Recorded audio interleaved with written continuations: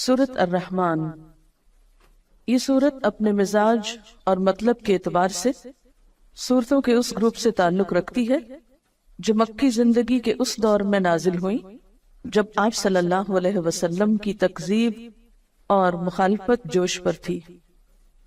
اور وہ آپ سے بار بار اس بات کا مطالبہ کر رہے تھے، یعنی آپ کے دشمن، کہ انہیں کوئی نشانی دکھائی جائے، کوئی معجزہ دکھایا جائے، اور اگر ان کے مطالبے پر معجزہ یا عذاب نہیں آتا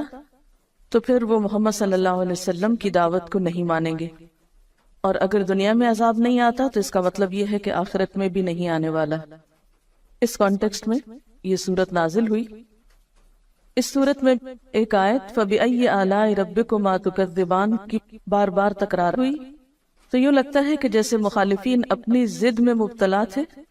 تو اللہ سبحانہ وتعالیٰ کی طرف سے بھی جو کلام آیا اس میں ان کے جواب میں مختلف آیات کو بار بار دہرا کر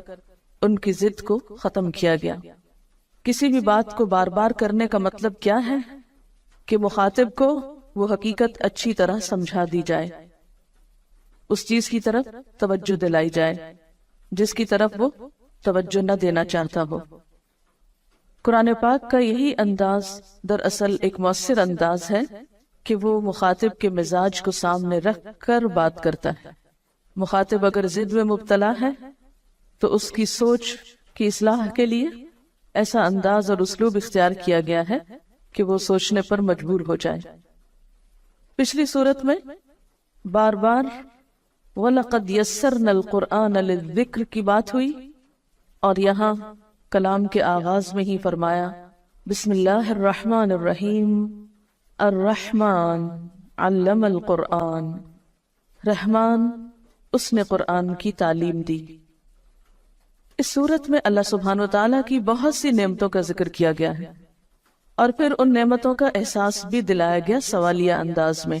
فَبِأَيِّ آلَاءِ رَبِّكُمَا تُكَذِّبَانِ کہہ کر کہ تم اپنے رب کی کن کن نعمتوں کو جھٹلاؤ گے۔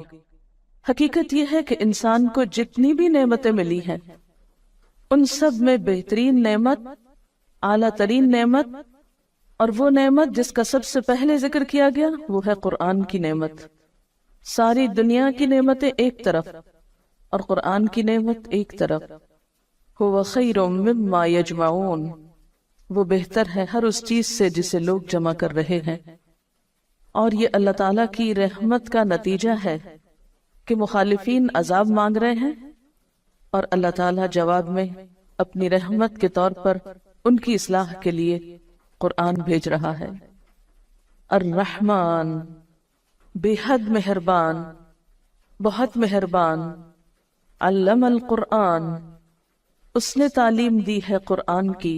اس نے سکھایا ہے قرآن۔ اہل مکہ کہتے تھے کہ یہ قرآن کسی انسان نے یا کسی جن نے آپ کو القاء کیا ہے، یا آپ نے خود لکھ لیا ہے، یا کوئی اجمی غلام آپ کو اس کی تعلیم دیتا ہے، یا کچھ اور لوگوں کا خیال ہے کہ اہل کتاب کے علماء سے آپ نے شاید کچھ سیکھ لیا۔ فرمایا نہیں، کسی سے بھی کچھ نہیں سیکھا۔ علم القرآن، یہ قرآن رحمان کی تعلیم ہے، رحمان نے سکھایا ہے۔ اللہ تعالیٰ نے اسے نبی صلی اللہ علیہ وسلم کو سکھایا اور بذریعہ جبریل امین سکھایا، جس کا ذکر پیچھے سورۃ النجم میں گزرا، علمہ شدید القوا، اور پھر آپ صلی اللہ علیہ وسلم نے صحابہ کرام کو سکھایا، اور اس سے یہ سلسلہ چل نکلا جو آج تک باقی ہے اللہ کے فضل سے۔ تو قرآن کی تعلیم دینا ایک بہت اعلیٰ درجے کا کام ہے جسے رحمان نے اپنی طرف منسوب کیا۔ الرحمن علم القرآن، اللہ تعالیٰ کی صفات میں سے بہترین صفت اس کی صفت رحمت ہے، اور اس میں بھی مبالغے کا صیغہ رحمان ہے، تو یہ اس کی رحمت ہے کہ اس نے اس کی تعلیم دی۔ اسی لیے بندوں میں سے بھی بہترین ان کو قرار دیا گیا جو قرآن سیکھیں یا سکھائیں، گویا جو شخص یہ چاہتا ہو کہ اس پر اللہ کی رحمت نچھاور کی جائے، اللہ تعالیٰ کی رحمتوں کو پائے، اس کے لیے پھر اس کے سوا کوئی راستہ نہیں کہ اس قرآن کو سیکھے اور سکھائے، یا اس کو لوگوں تک پہنچانے کے لیے کوشش کرے۔ اور یہ حقیقت ہے کہ جو شخص بھی اپنی زندگی، اپنے وقت، اپنے مال، اپنی صلاحیتوں کا کچھ حصہ بھی اس کی تعلیم کو عام کرنے میں استعمال کرے گا، اللہ تعالیٰ اس کی ان تمام چیزوں میں برکت پیدا فرمائے گا اور اپنی خاص رحمت سے نوازے گا۔ اور علامہ کا لفظ باب تفعیل سے ہے، جس کے معنی میں آہستہ آہستہ بتدریج ایک چیز دینا ہوتا ہے، یعنی قرآن پاک یک بارگی نہیں اتار دیا گیا بلکہ تھوڑا تھوڑا کر کے اتارا گیا۔ اور ویسے بھی قاعدے کے مطابق باب تفعیل جو ہے یہ متعدی ہوتا ہے، جس کا معنی یہ ہے کہ اس کے پھر دو مفعول ہوں گے، پہلا وہ علم جس کو سکھایا جائے یعنی پہلا مفعول، اور دوسرا وہ شخص جس کو سکھایا جائے۔ تو یہاں پر علم القرآن میں پہلا مفعول تو قرآن ہے، یعنی قرآن کی تعلیم دی، اور دوسرا کیا ہوگا کہ وہ شخص جس کو دی گئی یعنی رسول اللہ صلی اللہ علیہ وسلم، اور پھر آپ کے ذریعے سب تک یہ ہدایت پہنچائی گئی۔ تو الرحمن علم القرآن، رحمان نے تو ایک خاص طریقے پر قرآن کی تعلیم دی، آہستہ آہستہ سکھایا، لیکن ہم کیا چاہتے ہیں کہ ایک دم بس پورا کر دیا جائے،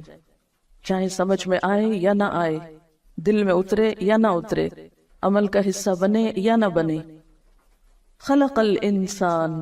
اس نے پیدا کیا انسان کو، اس نے انسان کی تخلیق کی، یعنی انسان بندر وغیرہ سے ترقی کر کے، یعنی جانور سے ترقی ارتقا کر کے انسان نہیں بنا، بلکہ انسان جانوروں سے بالکل ایک الگ مخلوق ہے، مستقل مخلوق ہے۔ خلق الانسان، اس نے انسان کی تخلیق کی، یعنی انسان بطور انسان ہی پیدا کیا گیا، پہلے وہ جانور کے طور پہ نہیں پیدا کیا گیا۔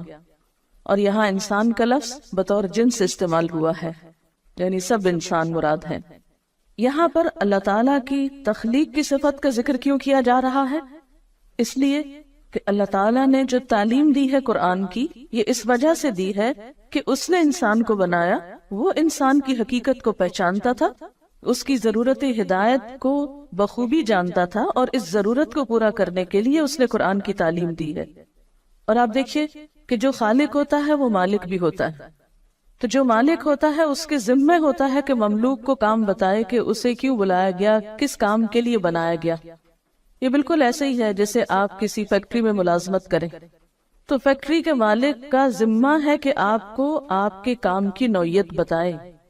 جب بھی کسی کو کسی محکمے میں یا کسی ادارے میں یا کسی دکان پر یا کسی فیکٹری میں مملوک کے طور پر یا کام کے لیے بلایا جاتا ہے ایک امپلائی کے طور پر، تو جو مالک ہوتا ہے اس فیکٹری کا یا بزنس کا، اس کی ذمہ داری صرف یہ نہیں ہوتی کہ لوگوں کو بھرتی کر لے، بلکہ اس کی ذمہ داریوں میں یہ ذمہ داری نہایت اہم ہوتی ہے کہ وہ آنے والوں کو ان کا کام بتائے۔ تو اللہ تعالیٰ نے انسان کو پیدا کیا، وہ انسان کا مالک ہے، انسان اس کے آگے مملوک ہے، لہٰذا یہ اس کی ذمہ داری تھی کہ وہ انسان جیسی مخلوق کو پیدا کر کے عقل دے کر اسے یہ بتائے کہ اسے کس لیے بنایا۔